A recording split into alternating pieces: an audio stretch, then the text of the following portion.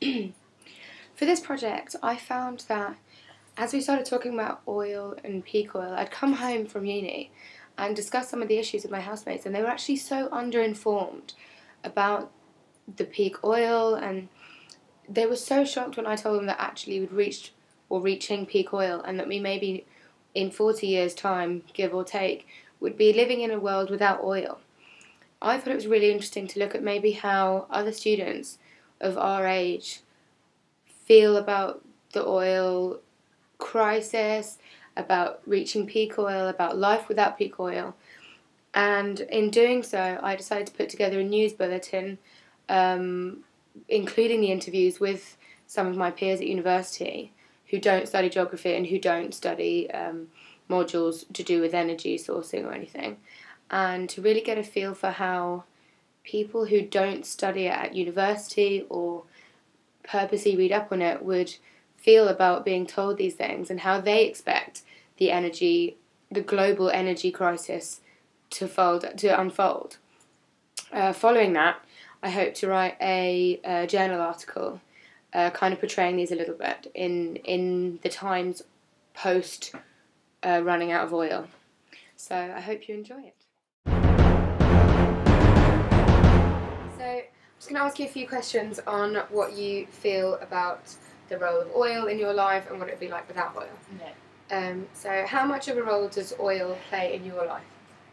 Quite a large role, because I go home every weekend because I dance and I drive and I get a lot of petrol every single weekend, so massive. Do you know how much roughly you spend on petrol a week? About £40. Okay. And what do you think the world would be like if you didn't have access to oil? I think it would be awful, because it's used for flying, trains, transport altogether. It would be like business people going on meetings, like they wouldn't be able to get there or anything. I think it would be awful. Do you think as a society globally we're doing enough to cut our usage of oil? No, not at all. Well, I'm only saying that because I don't know much about it at all. I didn't know that oil is going to be gone quite soon, so I think they should publicise it. Okay, and what other energy sources do you think that we'll end up using when the oil runs out? Because it's not going to last forever. I'm only thinking what I know, which is like solar power, wind power. I don't really know anything else that we could use. I haven't got a clue. Okay, thanks very much. How much of a role do you guys think oil plays in your life?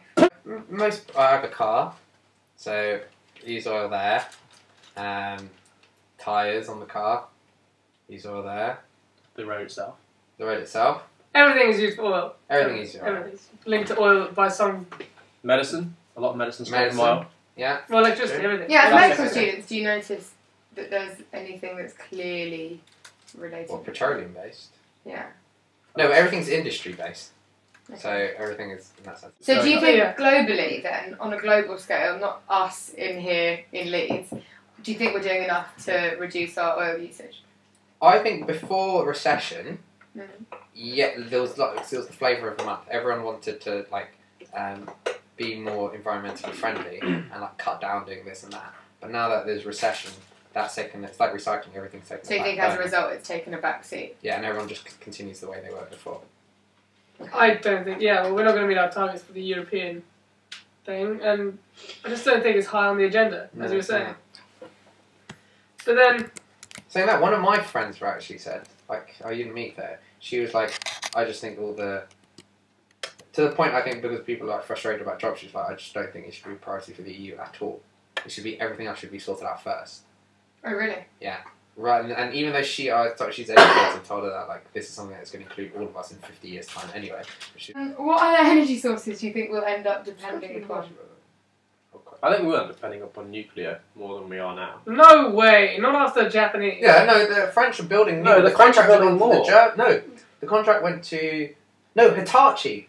Hitachi are building... The Germans pulled out of...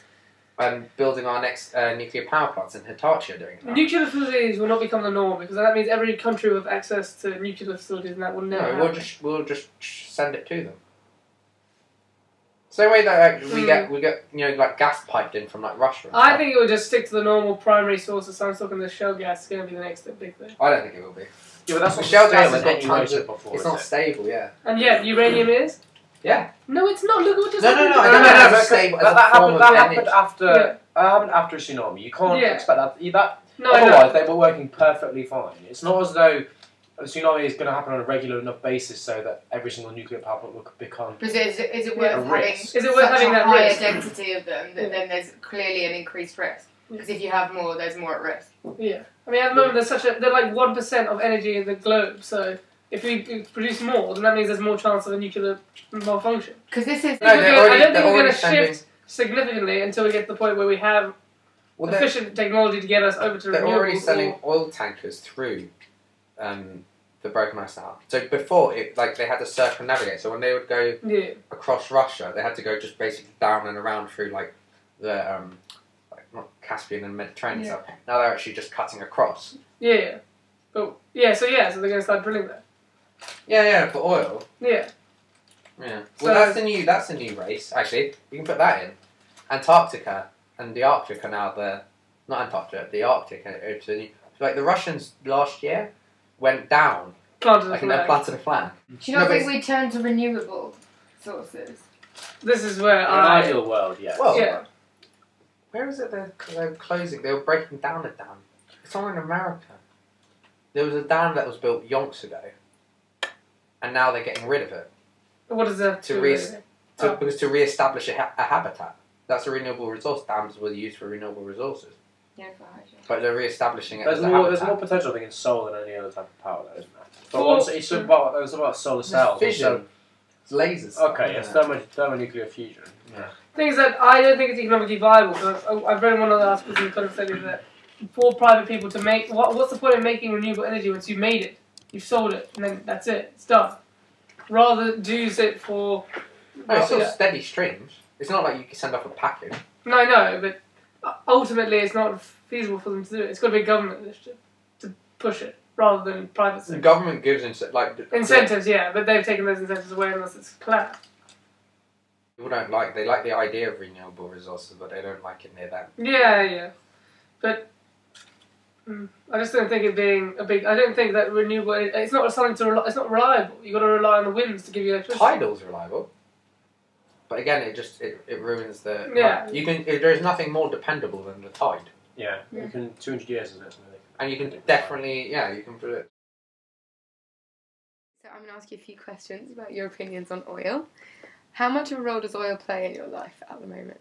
I would say quite a large amount because I use it for petrol. It's used for electricity. It's used for everything that I basically do. Right, okay. And what do you think the world would be like without oil in that case? I don't think the world would really operate without oil. So I would imagine it to be happier because we don't have to rely on each other, but I don't think that it's realistic without oil. And politically, you think? Politically, it would be wonderful without oil because there wouldn't be blackmail or anything. Precisely. But no, I think oil is definitely there for the long term. Okay, and do you think we're doing enough to reduce our usage of oil at the moment? No, I think we've missed our targets already with the European Convention, so we're screwed over there. And then we've also now realised that, well, with America now finding that all the shale gas, that we're not really going to end our reliance on natural gases. So I don't think our reliance on oil is going anywhere soon. Okay. But America is able to rely on itself more, so that's Be more politically independent. better, yeah. Okay, that's good. And should we happen to be surviving without oil, how do you think we'll do that? What other energy sources do you think we'll end up using? Well, for me, I mean, I would probably say shale gas and stuff like that. I think without oil... The thing is, I don't see renewable energy is obviously good, but I don't see it as being financially viable for companies to create. So it would have to be a government initiative, and I don't think there's Okay. enough government initiative to do it. There's not enough drive. Yeah, exactly. Okay, thank you very much. Cool.